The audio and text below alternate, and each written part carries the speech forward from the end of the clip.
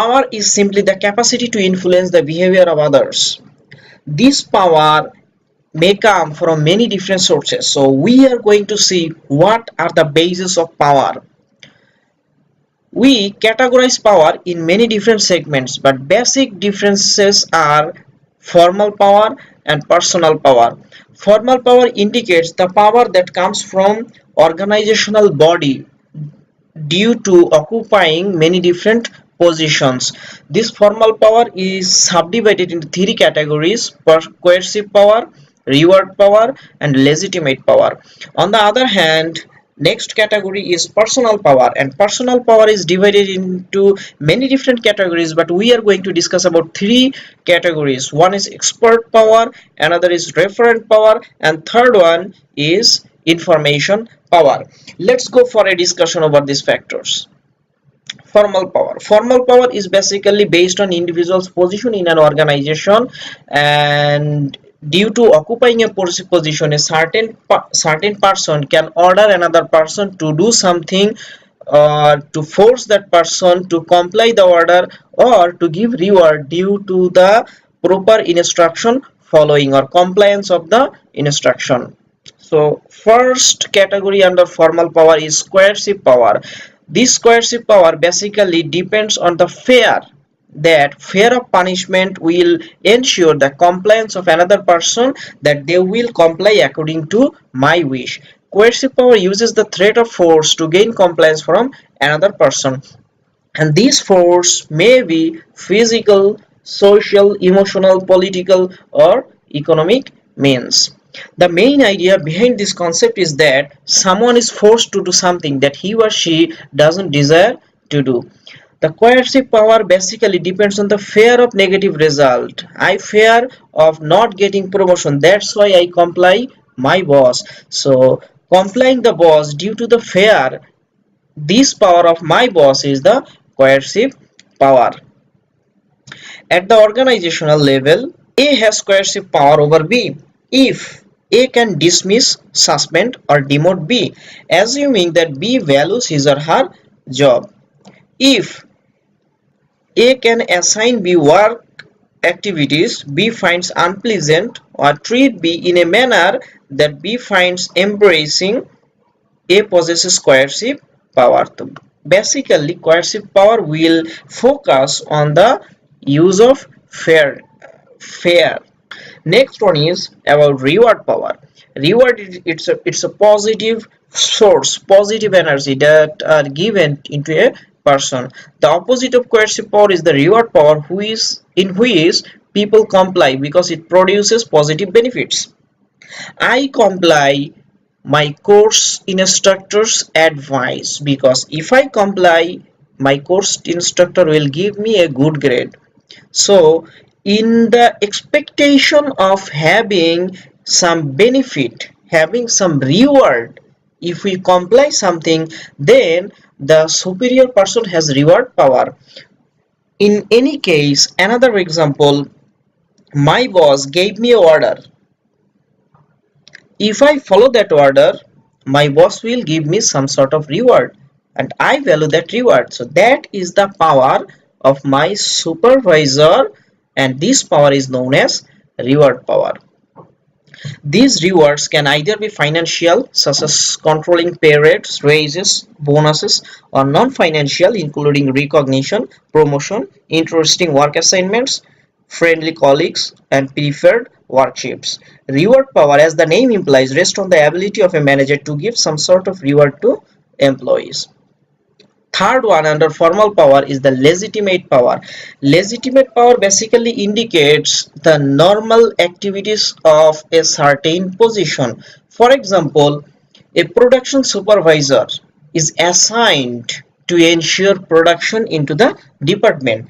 That's why the production supervisor will divide the production quantity among the subordinates and give order them to make that quantity ensured. Ability of the supervisor to divide these production activities among the subordinates is the production supervisor's legitimate power. Legitimate power is a very big power. Basically, this is the main source of the formal power. It is simply order giving power of a certain position. Let's go for explanation. Legitimate power comes from elected, select or appointed position of the authority. Let's look what is the word position of the authority. Legitimate power rests in the belief among employees. It is the belief among employees that their manager has the right to give orders based on his or her position. So manager has position, and due to this position, manager can give orders. And believing this by the employees will give legitimate power to the supervisor. For example, at the scene of a crime, people usually comply with the orders of the uniformed police officer based simply on their shared belief that he or she has the predetermined authority to give such orders. So in a crime situation, policeman has the capacity to give orders. That's why we comply the police. So this is the legitimate power of the police to give that order.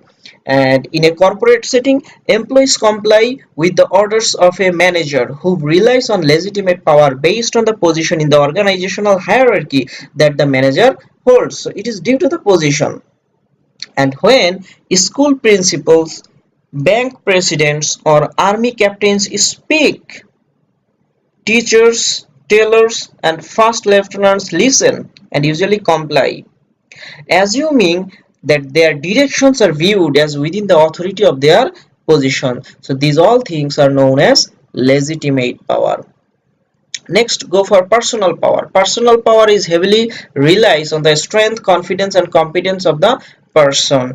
It is self-assertion and it is natural and it is related to the person's interpersonal world. Personal power can again be subdivided into many different categories. So first one we are going to discuss about personal power is the expert power. Expert power is the influence related to as a result of expertise, especially skill or knowledge. As jobs become more specialized, we become increasingly dependent on the experts to achieve the goals. It is generally acknowledged that physicians have expertise and hence they have the expert power. For example, a baby will be born and it is the doctor's case, they will influence the parents that some treatment will be taken into the hospitals. As common people don't know about the medical treatment, they depend on the doctor's advice. These doctors advice is the expert advice, and this expert advice of the doctor, we can say that this is the expert power of the doctor, because due to their expertise we follow their instructions. Expert power rests on the belief that employees that an individual has a particularly high level of knowledge or highly specialized skill set. Let's take another example. In your office, there is a technician on the computer who makes the computer run smoothly. If there is no other employee in your office who can repair your computer as good as that person, then the office employees highly depend on the expert person, and the power that the expert gets from you due to the dependence on him is basically the expert power. Managers may be accorded authority based on the perception of the greater knowledge of the task at hand than their employees. Next is referent power. Referent power derives from employees' respect for a manager and the desire to identify with or emulate him or her. Remember this word, respect for a manager, love, respect. These things are very related under referent power. In referent power, manager leads by example. Referent power rests heavily on the trust. Referent power is rooted in the affiliation we make or the groups and organizations we belong to. Our affiliation with a group and the beliefs of the group are shared to some degree. I think we can explain this referent power more clearly through an example. We everyone know about Cristiano Ronaldo. Cristiano Ronaldo is a very good football player and we like Cristiano Ronaldo due to his good playing skill.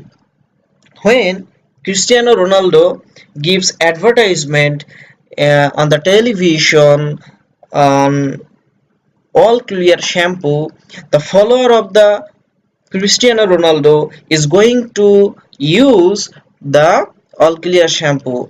Believing these types of activities is known as referent power. It helps to explain, for instance, why celebrities are paid millions of dollars to endorse product in the commercials. Next one is information power. We already know about information, and today's world is highly dependent on the information power. So this information power is a form of personal or collective power that is based on the controlling information needed by others in order to reach an important goal. So you have information and you can control this information, and this information is needed by others, then you have power over those other people. This is your information power.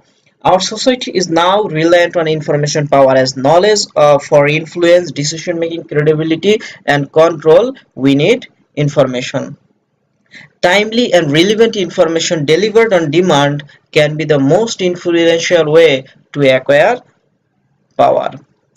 So with this, thank you all.